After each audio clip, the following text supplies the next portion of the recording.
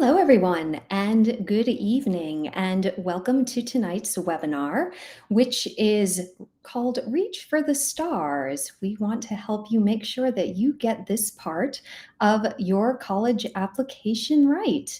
My name is Kathy Hart, and I am your presenter this evening. All right, so let's jump in here. So, as always, we are broadcasting and recording live over our social media channels. And we are also, as I mentioned, making a recording of this webinar. So you can certainly go back and watch this at any time.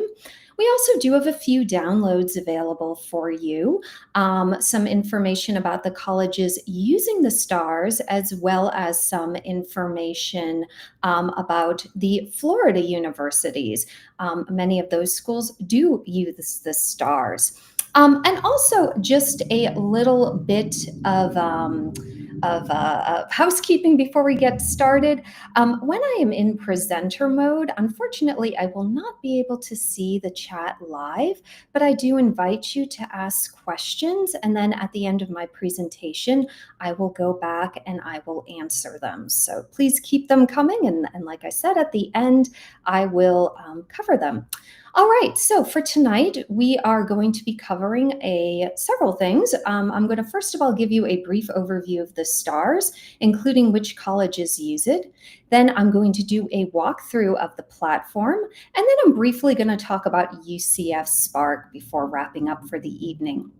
All right, so let's talk about the stars. So just like the Common App had a little refresh over the summer with its August 1st opening, so did the stars. Now, students in the audience, if you had started your stars account prior to August 1st, you probably saw it under a different name, either the SSAR or the SRAR.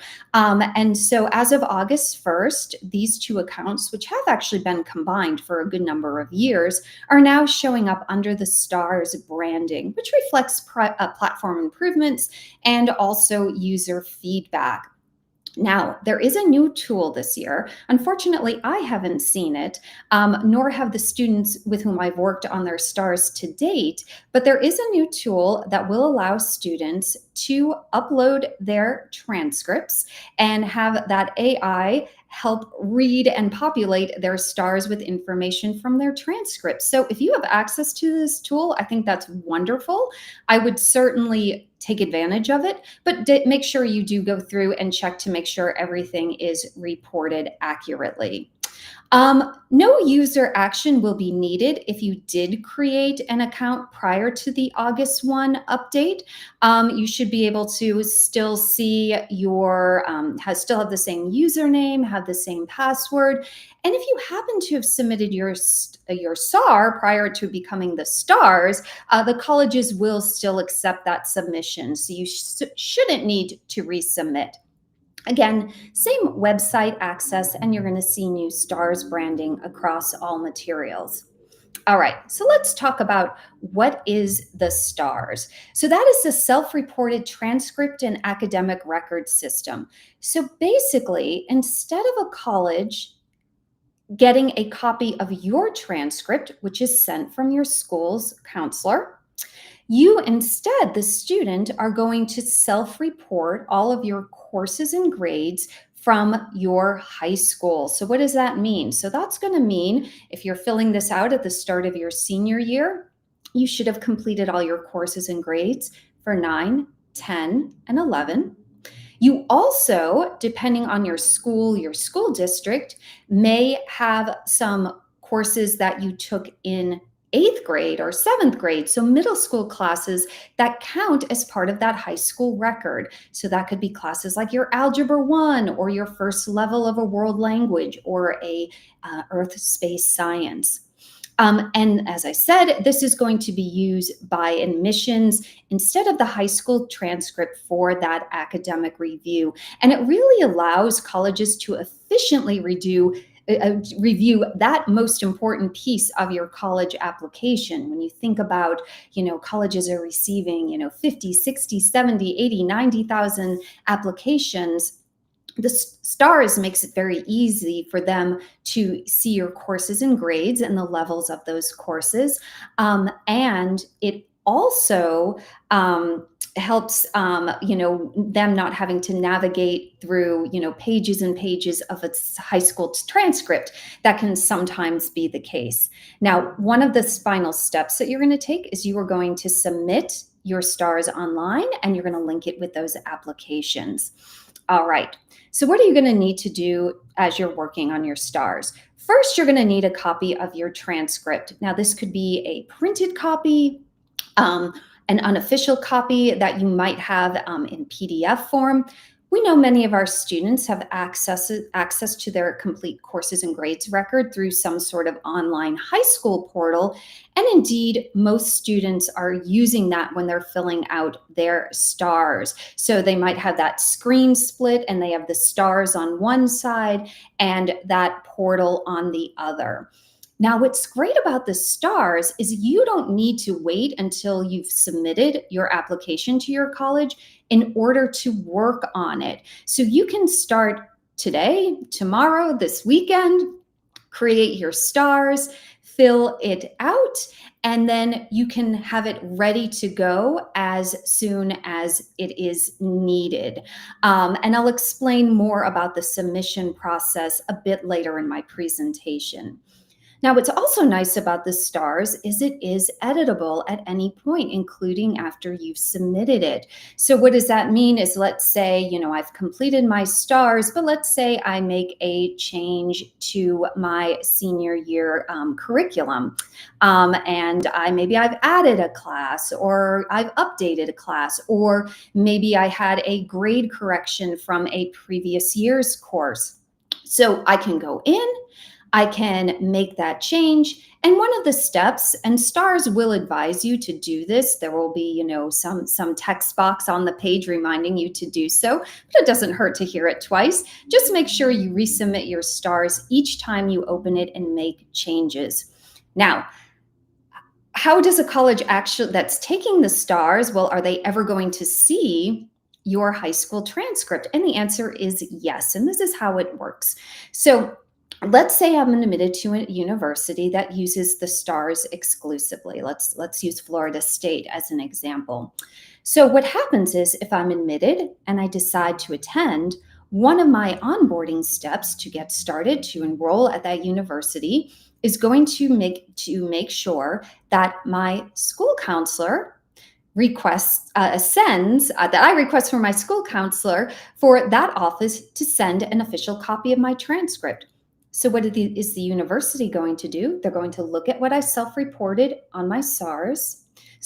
They are going to look at what my transcript shows, and they're going to do that side-by-side comparison. And assuming there are no inaccuracies, I am good to go.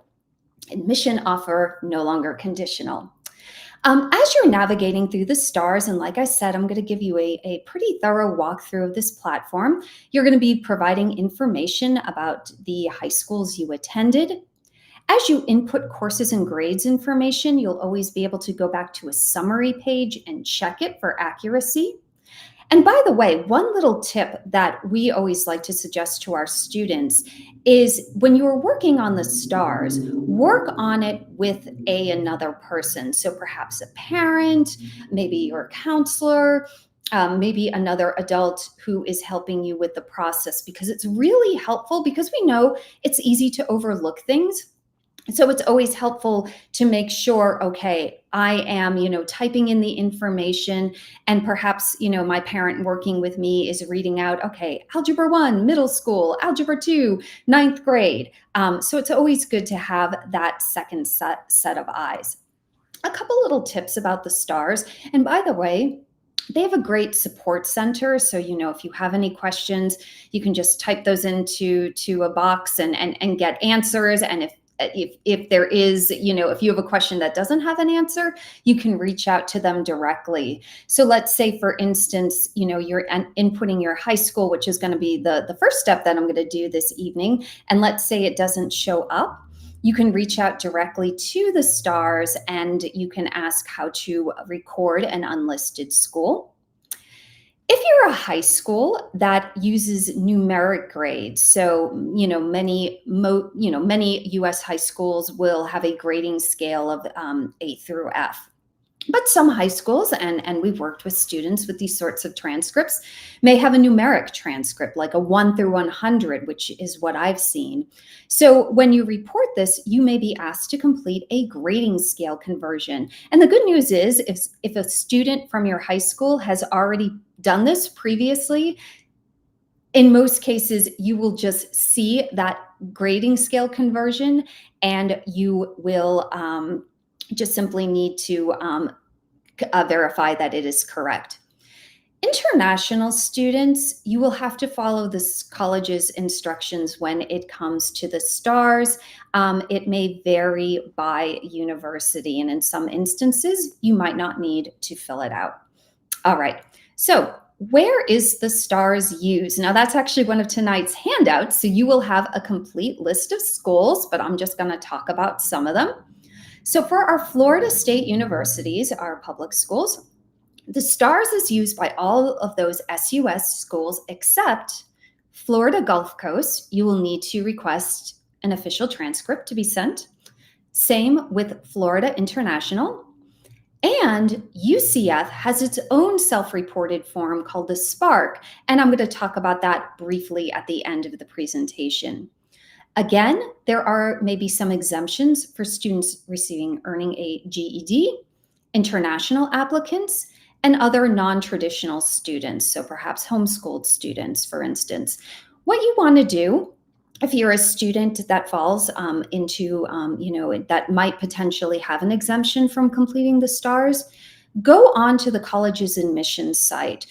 Every school that requires or allows for students to utilize the STARS will usually have a very detailed FAQ to allow the student to, make sure that they are inputting information correctly.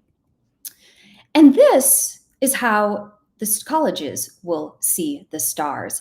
And so let me just point out a few things that this does very nicely, again, to help make that academic review very efficient. So going across the top here, the courses and grades for colleges that are doing a weighted or unweighted GPA recalculation, which our Florida public universities do, they do that weighted recalculation, is going to be focusing on the courses on these 5 subject areas. So English, math, natural sciences, social sciences, world language. And then any other electives, no matter what the level is, if they are, college prep classes, honors classes, even AP and other advanced classes, those are all considered electives and are typically not used in that GPA core recalculation. And then what this also allows the colleges to do is to see the levels. So we can see that the student, by looking at the blue, has taken a lot of honors level classes and has also taken a good number of those advanced ACE, AP, IB classes. So I had mentioned the SRAR at the outset of the presentation, and the SRAR and the SSAR used to be 2 separate accounts prior to 2002. So when working with my students applying to the Florida universities, they had to fill out the SSAR. And then if they were applying to other popular universities like Clemson, Delaware, Penn State, Virginia Tech, then they would have to create another account and basically repeat the same information under the SRAR. So those 2 accounts merged in 2022, and now they are all housed under that STARS umbrella. All right, so let us go and check out the STARS together. So I'm going to go through a walkthrough. I'm going to talk briefly first about setting up account. You don't need to see me do that. It's pretty straightforward, but I'll give you a few little tips to help you out. I'm going to show you how to add your high school, talk about the GPA and college counselor, adding courses and grades, including your senior year grades and any course repeats, grade forgiveness. If you need to enter exams and test scores, that's one of the new features this year that I had only seen on the SRAR. And then how to submit and link your stars. In other words, how to get it to the colleges that are using it. All right, so creating your account is going to be straightforward. So you're going to go to stars. I actually found when I was working with some students this week to help them get it set up, if you type in stars into Google, you get the stars in the sky. So sometimes typing in SSAR would bring them to the page that I'm going to show you in a moment. So you're going to create your account. It's your full legal first and last name, your date of birth, and then making sure that you are using a personal email. And STARS also recommends that you use the same email that you use to create your Common App. So that way the two accounts are linked. And if for some reason you have a different email associated with your application, most likely that would be your Common App, you should provide the email here, but otherwise you don't need to list it. You're going to put your high school graduation year in, and then you'll be on your way. All righty. So let me go back in here, and I am going to go ahead and I am going to share my SARs. All right, so let me just make sure you guys can see this. Okay, perfect. All right, so everyone should be able to see the stars now. The stars. All right, so when I log in, I'll verify that this is me, and I can see that stars branding across the top of the page there. And then I'm going to always land on my dashboard, which is going to welcome me. And then there is this great support center. So if I have any questions throughout the process, I can click on that and get my questions answered. You don't need to do this step, but I find a lot of students like to. You can add in the colleges to which you're planning to share your stars with. And what's really cool, actually, that I find is if you expand on each of the college, you're going to see how to link your stars. You're going to see how to verify, that it was sent. You can find specific requirements for the University of Tennessee. So for instance, it's going to say it wants the numeric to letter grade conversion scale. It wants the senior 12th grade coursework.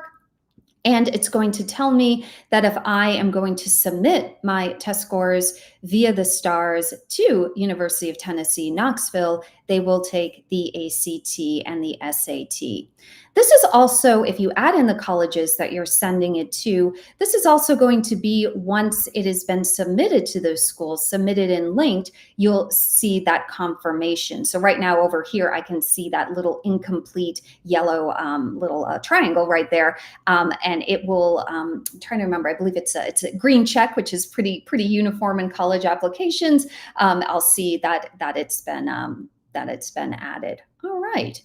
So in order to move, let me just hide the details there. So I can start with, actually, I can't enter coursework until I enter school. So I can either navigate using these tabs up here, or I can go down on the bottom and I can click begin. All right, so first of all, I'm going to verify that my high school graduation month and year are correct. This usually defaults to June, but we know a lot of our students in Florida graduate in May. And then let me show you how to add in a high school. So what I'm going to do is, because I am a Florida resident, it automatically defaults to US and Florida. And then let me type in, I'm going to say I go to SCORE Academy, Palm Beach Gardens. All right. Now, even though this is the correct school, I still have to click search. Then I'm going to verify, okay, that is my high school, and now I can select it. All right. So coming down here, and let me just make sure my screen is still showing. Excellent. All right. Then I'm going to input some information about my high school. So let's start over on the right.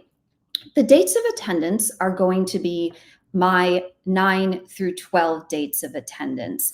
My school is a K through 12. If I've been there since grade K, I'm not going to put my grade K dates in. I am going to put my 9 through 12 dates. So I started August 2022, and I'm going to graduate in May 2026. All right. And then I'm going to click OK. And I'm going to check this box if I plan to graduate from this high school. Then I'm going to come over here and provide some information about the grade scale. So my school issues letter grades, but if any of these other ones pertain to you, you will put those in. And then I'm going to select how my final grades are provided. Now, most of my final grades are semester-long grades, although it's not unusual for sometimes where you may go to attend a district where most of your grades are semester 1, semester 2, but you may have a few year-end grades or final full year grades. I'll show you how to handle that on the STARS with a few examples. So most of my classes, those final grades are by semester. So that's what I'm going to do. Then I'm going to select my GPA. So let's say, just for simplicity's sake, my school does both a weighted and an unweighted GPA. And my school does not provide a rank, so I can come down here and say it doesn't. But if your high school does provide a rank, you can give that information there. So I'm going to click continue. And now what I'm going to do is, well, I'm not going to add in a school counselor, but if you would provide the name of your school counselor along with their phone number and a good email address. All right. So one thing I just want to point out here is it's not uncommon for students to have attended multiple high schools. So for instance, let's say prior to going to SCORE Academy, Palm Beach Gardens, let's say I went to Palm Beach Gardens High School and I went there for my first 2 years of high school. For ease of tonight's presentation, I'm just going to keep it to one high school, but if you need to add 2 high schools, it's very easy to do so. You're going to do the exact same steps that I did to add in my single high school, and then you're just going to make sure the dates of attendance are recorded correctly. And so I might have August 2022 to May 2024 for high school 1, and then August 2024 to May 2026, my graduating high school for high school 2. And then one of the things you're just going to need to pay attention to is if you do have attended multiple high schools, you'll be asked when you go to input grades under which high school. So I'll make sure all my 9th and 10th grade classes come from my first high school, and then my 11 through 12 come from are recorded under my second high school. All right, so let me show you how to enter coursework. Now, if you happen to get that really cool, that new tool where you can upload your transcript, you should see it here on the horizontal menu. We don't have it tonight, so we are going to do it the old-fashioned way. We're going to add it in. So right now, you're going to see is I am using a mock transcript. When you are doing this, students, you want to make sure you have your transcript either in front of you. Again, you're working on this with someone else, or you've got that split screen so you're seeing your exact courses and grades. All right, so let me go into English and let me show you how to enter a course. All right. So I'm going to come down here and I'm going to select grade level. So I'll start with 9th grade. My generic course title may or may not match my actual course name. And I'm going to pick the one that is, most closely expresses, what I've done here. So if it's a 9th grade English class and I took English 1, and let's say honors was part of the title, I'll type that in. I have a lot of students that will take like an ACE English class, so like ACE General Paper. So I might call that an other English. Let me type that ACE General Paper 1. So let's keep it as that. Then I'm going to select my course level. So I'm going to pick ACE. Now, when I come over here, I don't need to make any changes to this. This is automatically going to default to semester. So I'm going to come over here and now I'm going to report the grades exactly as they are. So let's say I got an A in first semester, a B in second semester. One thing I point out, especially for sometimes students attend schools that don't do pluses and minuses, and they wonder, oh, should I add in a plus or minus? And it's no. Report your grade exactly how it appears on your transcript. So we're going to leave it A, B. And then what I have to do is don't forget to hit this blue button, add course. All right, let me do my English 2. Let's say this year I did an English 2 honors. I'll select the level, still by semester. And we'll keep adding in some grades here. All right, and notice that every time after I add in a grade, I come back to this summary page so I can just verify, oh, yep, everything looks good. All right, now I got to do my 11th grade. So let's say 11th grade, I am going to do English language and composition, which actually that is my AP class. So I can just type AP in front of it. And then I'm going to do, let's do B. This one was a little bit more challenging for me. So maybe I had a little struggle here. And I'm going to add my course. And then I got 9th, 10th, 11th. What about senior year courses? Yes, you were going to enter them into the STARS. And this is how you're going to do this for every single senior year class. We're going to start with 12th grade. This is going to be, let's do my second AP course, English Literature and Composition, excuse me. So I'm going to add in my AP since that's how it appears, AP. And notice I still have this semester default here, so I'm not touching that. What I'm going to do, I have not received grades yet, but I'm going to report both semesters in progress because this is a year-long class. And even though I'm only in the first semester, I will eventually reach the second semester. So think of it more in terms of like year versus an individual semester. So in progress, now I'm going to add the course. I'm going to come back up here, verify 9, 10, 11, 12. And now that I've entered in all my English classes, I'm going to click back to summary. And let me see if you guys can see. Oh no, you can't see my little pop-up. But every time you move from page to page, you will get a little pop-up saying, are you leaving this page? And you just can say, okay. So I'm going to say, okay. Unfortunately, I don't think you can see that, but it's just a very simple pop-up notifying you that you are moving on to another page. All right. Let's enter math, and I'm going to do a few math classes because I want to show you a couple things here. I want to show you how to enter middle school classes. I want to show you if you're attending a school where you're going to mostly semester classes that get, a semester 1, semester 2 grade, what happens if you get a single full year grade. And then I'm also going to talk about how do you report a course forgiveness grade or a retake. So I'm going to show you a couple different things here. All right. So let's say I took my Algebra 1 as an 8th grader.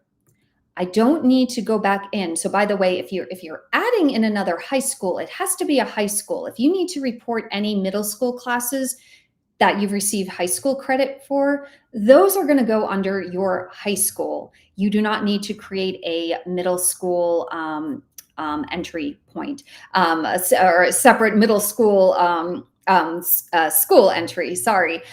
Same thing with your dual enrollment classes that also appear on your transcript as well as any online classes. All right, so here I took Algebra 1 and it was Algebra 1 honors. So I select the level. Now I come over here because when I look on my transcript, instead of seeing a semester 1, semester 2, I see a full year. So I see that FY. I'm going to switch it to full year. And here we go. There's my final grade. And I'm just going to verify, okay, an A, a full credit. I'm going to add in the course. All right, let's move on to 9th grade. And I think geometry does the same. It is also, geometry honors. And let's see, that is also a full year. And let's say I got a B in that. Actually, I might have to use the menu here. I'm going to add that course. All right, let's say I get into 10th grade. I am taking Algebra 2, and unfortunately, I have a little bit of a struggle with this class. And this is not unheard of.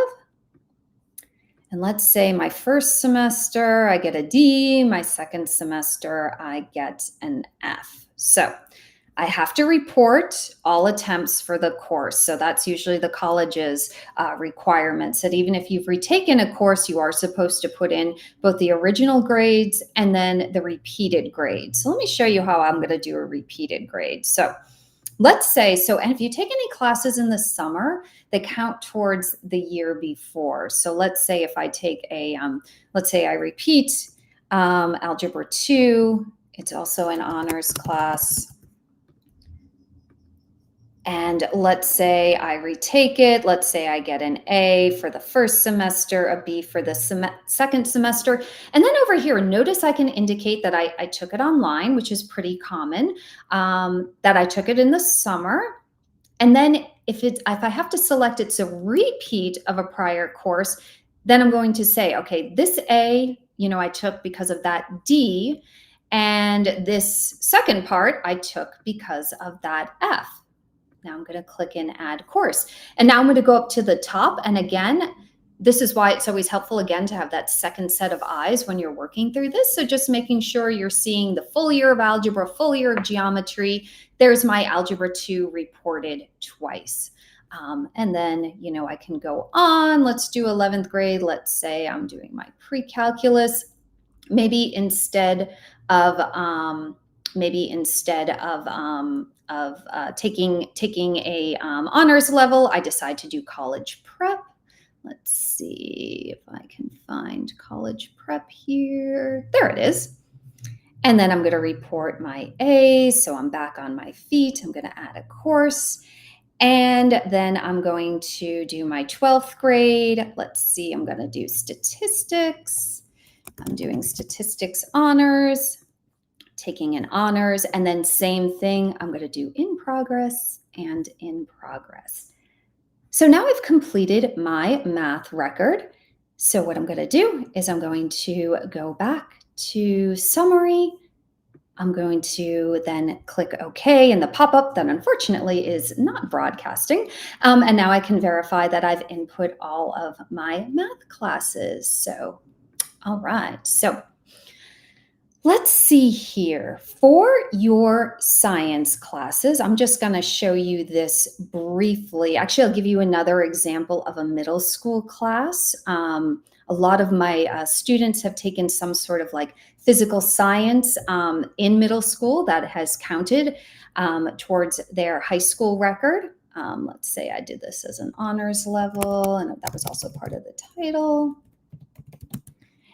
And I put in my semester here and put in my semester here. And then I'd keep going through grades 9, 10, 11, 12, and making sure those 12th grade courses were reported in progress.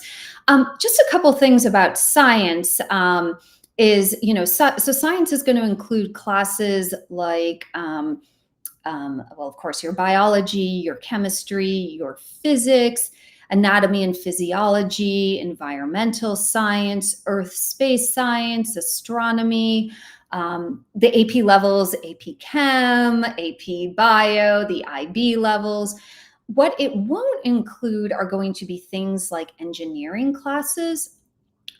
So those are, even though they, are certainly have elements of science in them, they are not considered natural sciences. And therefore, if you've taken any of these as electives, you will put them in a different place on the on your stars. And I'll show you that in a few minutes. So I'm not going to fill in my complete science record here because I want to get to social science, because there are a few little tricks with social science. And notice here, and this is also helpful too, because, at a minimum, I have to have 3 science classes to be admitted to college. And notice how my stars is flagging it. And in fact, if I were going to try to submit my stars this evening, I couldn't because I'm missing science classes. So that's also a good visual reminder that something is missing. And just to make sure, if you have to walk away from your stars, you can just close the tab, and then you will, not have to, you can just come back and add those in. Let me show you history. And actually, I'm going to show you how to enter single semester classes. under the stars, because I think history offers a lot of great examples of those. Classes that are going to fall under the history, social sciences subject area are going to be classes such as, of course, your histories, your AP human geography, or other, I've seen like human geography and world cultures, classes like that. Government, economics, psychology. The last couple years, I've seen some of my IB students taking IB philosophy. That is also a social science. So it's a broader subject area. So sometimes when I'm working with students on their stars, we are surprised at the number of social science classes that they have taken throughout their 4 years of high school. So let me just show you quickly just a couple of these. So let's say I took AP Human Geography. Oh, there's a couple little tips I want to share with you here. Every time you put in this generic course title, it automatically pops up under the course name. And in many instances, Algebra 1, Algebra 2, Geometry, these are going to be the same. But here I'm going to have to, specify AP Human Geography. Let's say I'll just keep it all caps there. And then I'm doing AP, and I got A, and I got a B. I'm going to add in the course.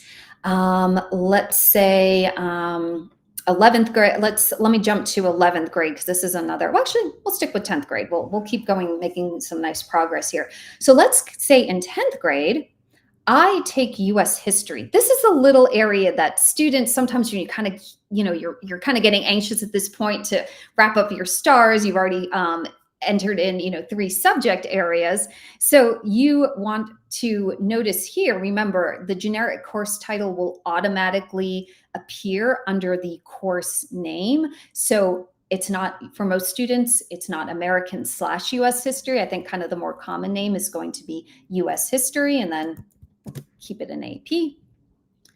And let's see here, and then we'll kind of mix it up. Let's give us a C here. So we're going to do add in course.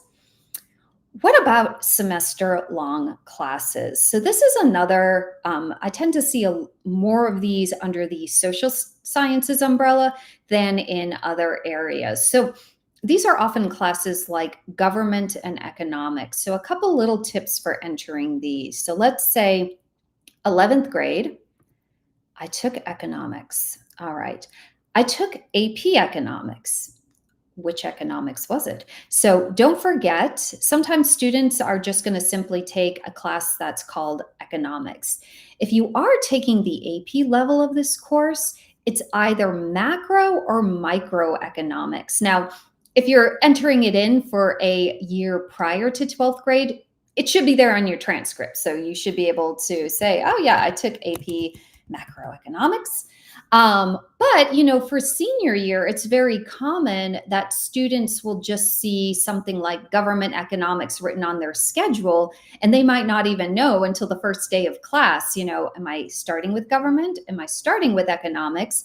And then if economics is my second semester class, and it's an AP, which one is it? So, if you can't find it immediately, on your schedule or on your school's portal, speak to your teacher, speak to your school counselor, and they should be able to help you identify which economics or government, in fact, that you're taking. So let's do this. So let's say I took AP macroeconomics my first semester. But I only took it for 1 semester. So it's a half credit class. So what I want to do is I don't want to enter anything in this second semester because it's not a full year class. So I'm going to leave the second semester blank, and I'm going to add the course. Now let's come over here, and let's say 12th grade. I am taking, let's see, I'm going to do government and politics. Same thing, if you are taking an AP level government course, it's either going to be US government and politics or comparative government and politics. So just make sure you know which one it is and add it in accordingly. All right. This is going to be, even though I'm taking it in 12th grade, well, actually, let's take it again in 11th grade. Let's bump it there so then it kind of makes sense because this is a very common sequence of courses.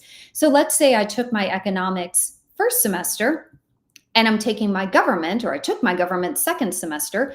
I'm going to report the second semester grade under second semester. So I'll leave the first semester blank, and then I'm just going to get a half credit there. So I have a first semester class, a second semester class, but remember, they are two different classes. And this can sometimes even be, I always remind students, when I'm working with them reporting courses and grades, whether it's here on the STARS, whether they're reporting their senior year schedule on their Common Apps, just to make sure to tally up the total number of classes. And don't forget that sometimes that government econ class is not just one single class, it counts as two separate classes. All right, so we will go back to the summary. And then let me just quickly touch upon world language. And so this should be pretty straightforward. You are going to see, all different levels of, varying languages. There's a pretty lengthy list, and this will also include ASL if you're taking that. So let me go back up here. Let's just do Spanish 1 and 2. And let's say I took this as a middle school class because that's pretty common. And let's say usually they're not honors level, so they would be college prep. And we will give our student here a B and a C. We'll add in the course.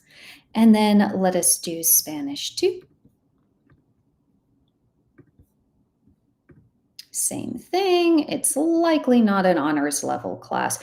Oh, actually, one thing I want to show you, because I've kind of stuck to the top of the level list, but let me actually show you, because I do see a lot of students who may take a what's called the pre-IB, but sometimes it's also labeled IB, MYP languages. So if you took any of these pre-classes, pre-AP, pre-ACE, pre-IB, you will find those towards the bottom of the list. So pre-ACE, pre-AP, pre-honors, pre-IB. So just look for those. Also, just another thing for your IB classes, I just stuck with AP for simplicity's sake. But when you're reporting an IB class, usually it should be somewhere on your syllabus, whether you're taking SL or HL. I usually find students who are reporting their IB courses can find that pretty easily. It's it's usually again on in their classroom and their on their syllabus. But if you're not sure, you can always just report IB International Baccalaureate without the HL or SL. But just to know to look for those. I didn't point those out earlier. Don't worry, I am going to also show you how to do a dual enrollment class, and I'll do that in just a moment. So let me just pick my pre-IB down here, and we'll give ourselves a nice grade here. All right, so good.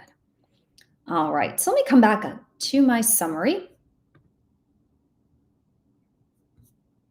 And let me just show you everything I've input. So for my core, remember those core academic areas, that's usually what colleges are reviewing closely, although yes, you still have to report all courses and grades for both the core and for electives. I notice here I'm required 3 units of science or 3 credits of science. I've only reported 1. So, oh yeah, I forgot. I didn't see it on my transcript. I got to go back and look for that. Otherwise, I've entered in everything that's required. And if these were the only classes I took in high school, I'd be good to submit this. However, we do know that most students have many electives on their transcripts. So let me talk about some of the electives and how you might categorize them or best categorize them. So let's talk about business to get started with. And this is where I thought I could do a dual enrollment, because I do see a lot of students who take a dual enrollment business class. A lot of high schools have these finance academies. And this would be the spot, like if you're a student taking like an intro to finance and an accounting applications class, intro to business, marketing, entrepreneurship. I've seen some really cool classes. Those are all going to fall under that business umbrella. All right, so let's say here, I'm just going to put my 11th grade class. And let's say I'm going to take an intro to business class. And let's say it's a dual enrollment. So let me show you what happens when you select dual enrollment. And it is a semester long. Okay, so what I'm going to do is it's going to pop up the college or university where the dual enrollment course was taken. So let's say I took mine at Palm Beach State. Yay, there it is. All right, so I'm going to select Palm Beach State, just verify that that is the correct college. And then I'm going to add in my grade here. Now, here's a little tip about dual enrollment classes. Many dual enrollment classes are, in fact, actually, I think the majority of them are, because they're college courses, are going to be a semester in length. But depending on the course, you may have earned a full year of high school credit, which is usually the case if you take something like an English class, a composition class, a math class such as college algebra, college calculus, and also, or a science with a lab. Usually, even though the class is a semester long, you are going to earn a full year of high school credit. Many other dual enrollment classes, many history classes, other humanities classes, my business elective class, those are going to still, they're a semester long. You're also earning a high school semester credit.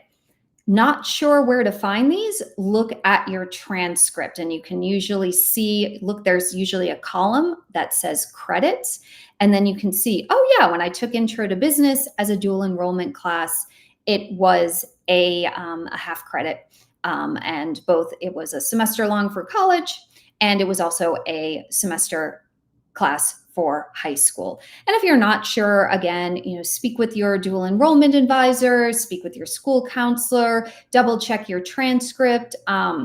Sometimes the colleges themselves will maintain a list of dual enrollment classes and the high school credits that are awarded, and you can search it out that way.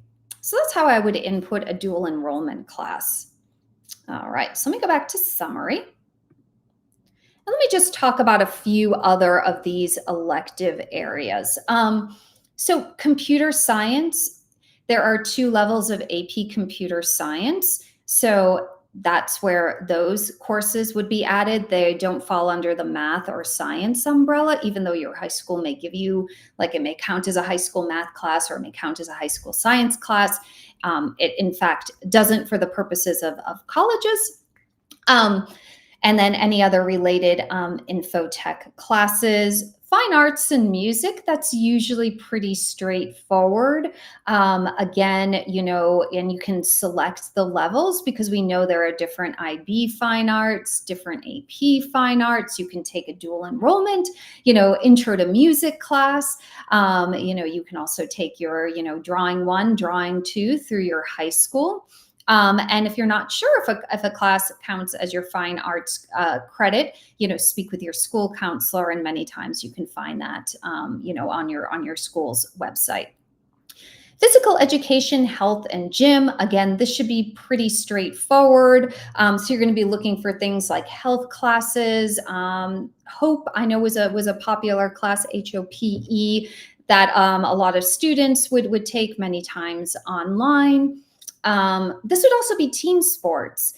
Sometimes students who play a team sport, they will see that appear on their transcript, and they will also, receive a grade for it. Oh, let me show you actually one thing I just thought of, and I'm just going to use PE as an example since I'm chatting about it here, is what happens if you have a pass-fail. So let me just say I'm going to do health education, and let me just do health education, and PE is the name of my class, and let's just say it's a standard. Let's see. Okay, so in this course, so again, remember, you have to report everything that appears on your transcript exactly as it is. And then if I received a pass or fail, if I go down to the bottom of this list here, and by the way, if there are any things like incompletes, withdrawns, medical excuse, anything that, if that shows up in your transcript, there is the ability to report it. So then if I've passed my gym class, just make sure you select pass, fail, pass. If you failed your gym class, pass, fail, fail. So let's make sure we pass gym class. We're going to click on add course, and notice how I'm going to go up here, and when I check it, I'm going to see PFP. So if I see PFF, that means I accidentally selected the fail option, which we don't want that. So we will add it in. Oops, and let's go back to the summary here. All right. And then you get this area called other subject area. So if a course, and these are going to be electives, and if they don't fit neatly under those other elective categories, you can use this area. Let me show you some of these generic course titles. So like I have students that have taken culinary arts. Very popular. I see a lot of students do driver's ed online. And I think I just glanced over at the chat and I had a question. I saw a question about an online course. So let me show you that actually with driver's ed. Let's see, that's going to be a standard. It's a 1 semester class. I earned an A. So if I've taken my driver's ed on Florida Virtual and it appears on my transcript, so if it appears on my high school transcript, I don't need to create a new entry for Florida Virtual School because it's showing up on my SCORE Academy transcript. So what I'm going to do is I'll select taken online, and maybe I took it in the summer, right? So I'm going to say taken during the summer, and that's all I have to do. And so then I'm just going to click on add course. Whoops, I guess I got to put my grade level in. So let's say I did it in 9th grade. I'll add my course in, and there it is. So it is under my electives. Let me just go through some of the other electives that you might see. So any religion classes, I work with a number of students that attend faith-based schools, and this would be like if you were taking a class that is like, a Bible studies class or a New Testament class or an Old Testament class, that there's like a doctrinal focus, right? This wouldn't be like a philosophy class. Those usually would fall under the social sciences umbrella. So 2 classes that we do tend to see a lot of on students' transcripts are those capstones, those AP capstone classes. They are AP Capstone Seminar and AP Capstone Research. So just to let you know that these classes, at least for the purposes of college admission and this for our state universities, and also for the Bright Futures, are not considered English classes. They are considered interdisciplinary critical thinking skills classes. So you can't put them under the English subject area. They would go in the other subject area. But don't worry, the colleges are going to see them. This is why you report your transcript in its entirety. And that is going to be, so they're going to see, in your electives, you're continuing to challenge yourself and you're building, I would say, these really great skills that you're going to be utilizing in college through these classes. And one of the things too, again, sometimes, many times, like, if you're in like a journalism class or you're producing a yearbook, or maybe you're working on the school paper through a journalism class, in most instances, those are also considered electives. A site that I like to go to, if I'm uncertain that how does a course get categorized, is there's actually a couple, and these pertain, of course, to Florida.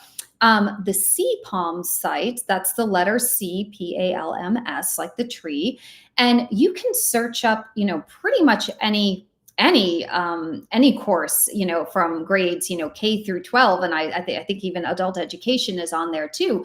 It's helpful if you have the course number, and when you search it, then you can see the name of the course, and you'll usually see the subject areas. So if you're not sure, is ACE Global Perspectives an elective or it's a social studies, I can use that site, CPALMS. Also, Bright Futures has a nice course table. And you can search via either the course number or the name of the course. So sometimes, again, there are a few classes out there that is it an economics class and it would be social sciences, or is it a business class and we call it a business elective?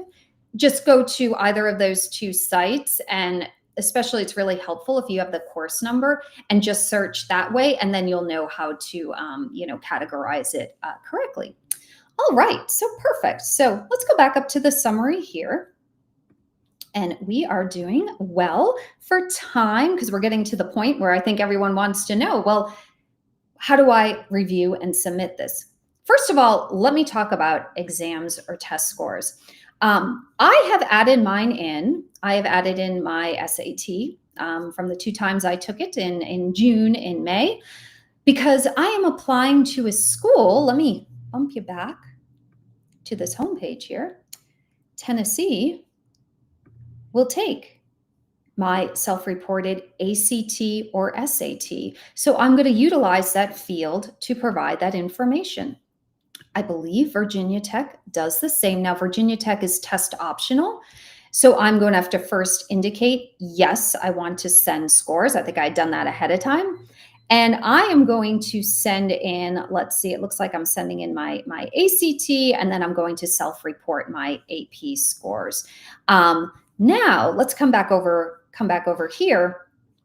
If I'm not applying to a college that uses or will take self-reported scores from the STARS, then I'm okay not to complete this section.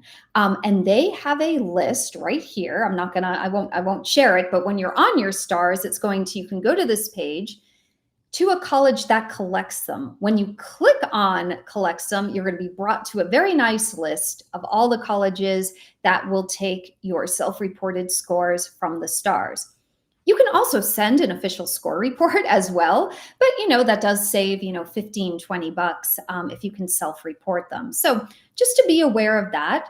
But for instance, like if you're applying to, UF, FAU, let's see, FSU, just to give you a few of the Florida schools, they will not take self-reported scores via the STARS. They want them on their own portals, on their own applicant status checks after you apply. So you don't need to add these. All right. Now what it comes down to is, let's say, well, of course, we know we're missing a science, so I won't actually be able to review and submit it tonight.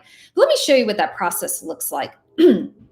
So first of all, I'm going to verify that I've input the correct name of my high school, that I've reported my rank, which I don't have one, and I have self-reported my GPA, and I can verify that I've entered the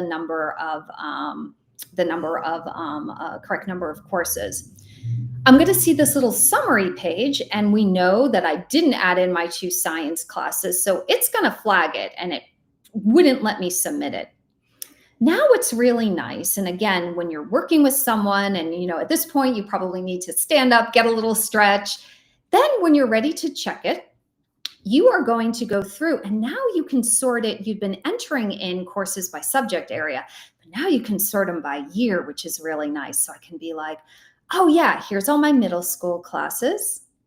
Here's all my 9th grade courses, my 10th grade, my 11th grade, and my 12th grade. I can see, because I am applying to a school that collects exams via the STARS, so I can verify that I've put that in.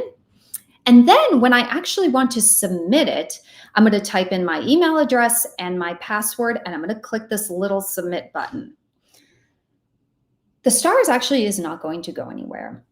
When you hit submit, it in essence locks it so that you can now link it to the colleges that require it or take it, right?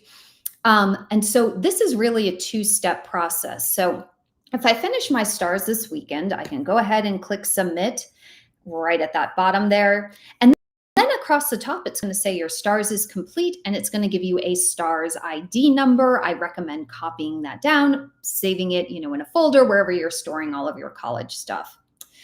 Then what's going to happen is after you apply to the colleges, you are going to link your stars via those colleges' application status checks. So just to give you a little idea, because I know it's a lot of, and this is why it's always helpful students to, enlist the help of someone to kind of help you, kind of remember some of these different steps that you may face as part of the application process. So after you apply to colleges, so the Common App, which is going to be the application platform that probably you're going to use for the majority, if not all of your colleges, that's separate from the stars. You are going to submit your application, and then within 24 to 48 hours from the college, because you submit one at a time, you'll get an email telling you to set up your applicant status check, applicant portal. Do not skip this step. This is very important. This is how you are going to verify that your application has been received. This is also the page where you will usually see a link or a button that says, link your stars, and you click on it. And what's really cool is it just hops you back to the stars page. Many times now you're going to see it under the college's own branding.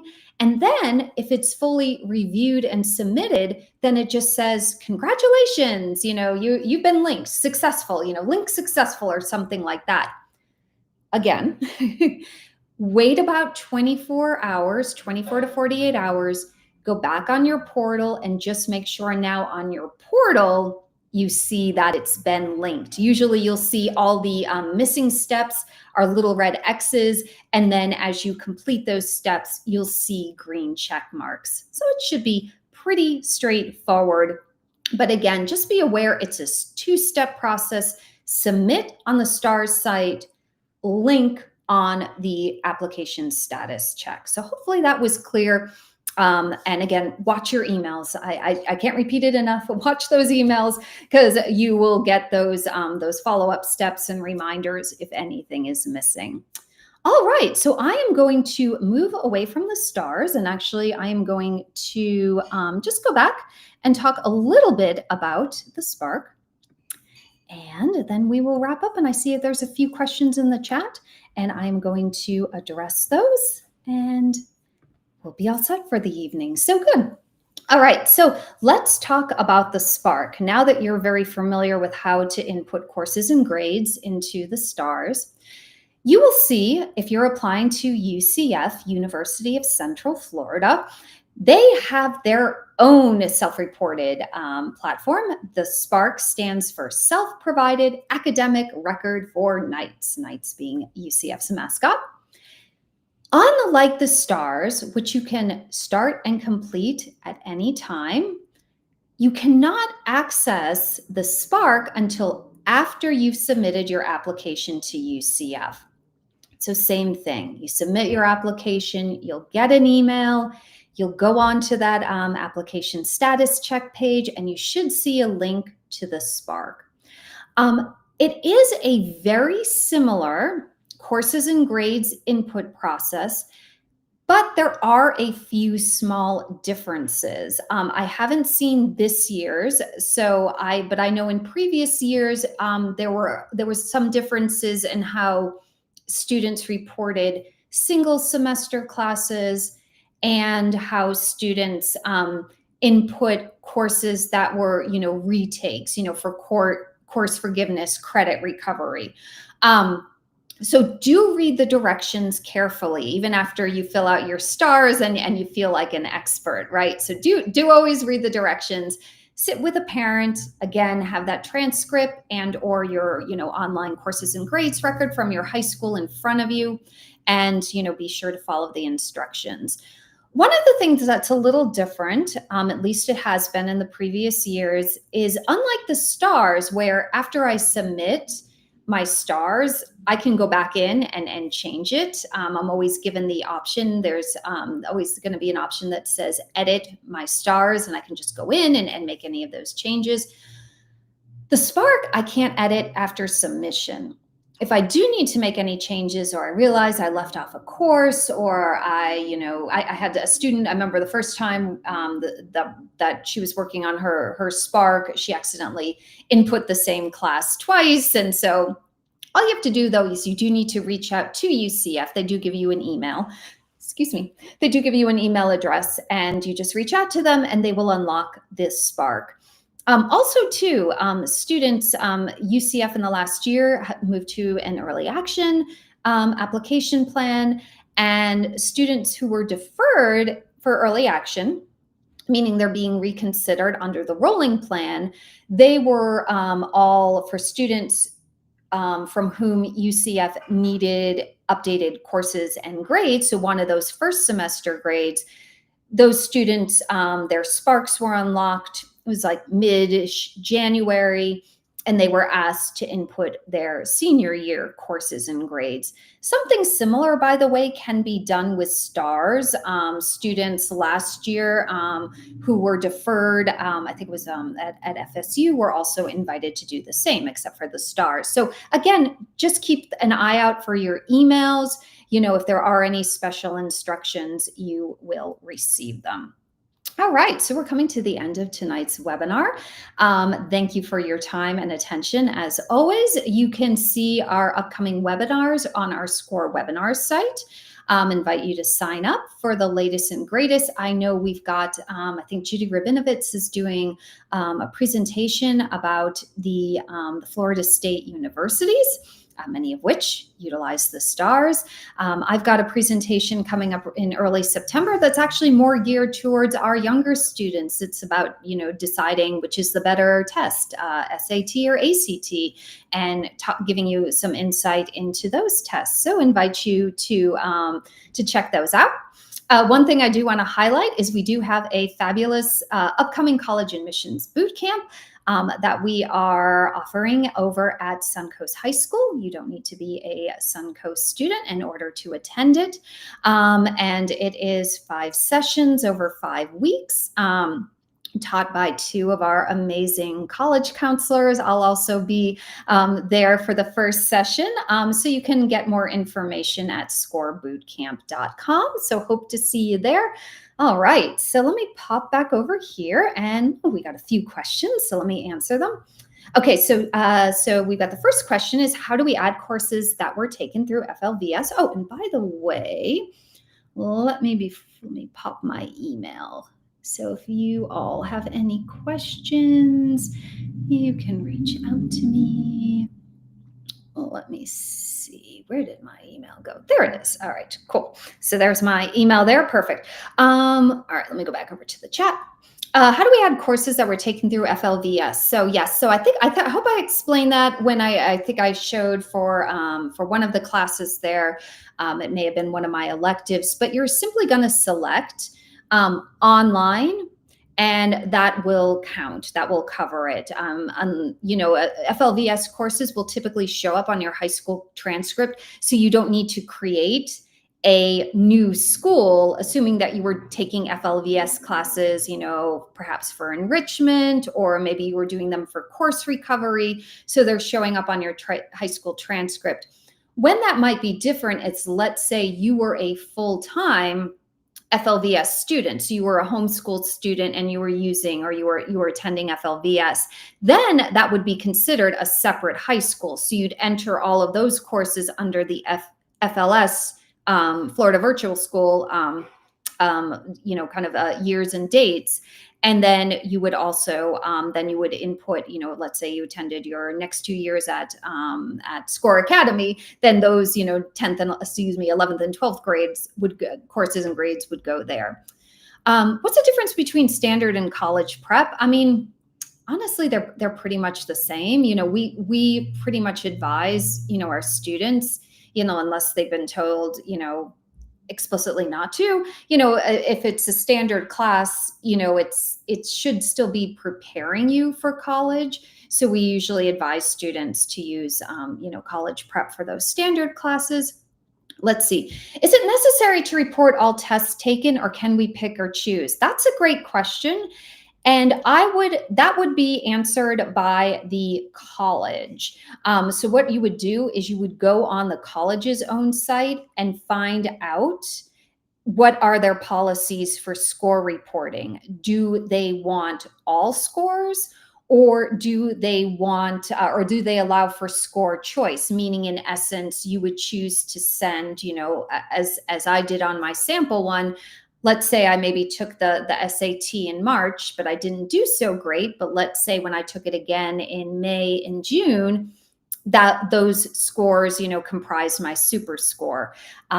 So go by the college's policy. If they say all, you report all. If they, have score choice, then you can then pick which ones you are sending. But my understanding is you're not going to mix and match from dates. So if I want to share, even though if, let's say, my reading was better from my June and my math was better from my May, I still report my complete set of scores from June along with my complete set of scores from May.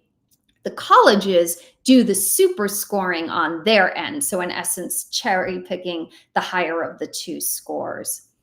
Let me see. Doesn't look like there are any other questions in the chat. So I thank you all for your time and attention this evening. Always nice to spend some time with you. Hopefully you got your STARS questions answered, and I look forward to seeing you on the next webinar. Take care and have a great evening.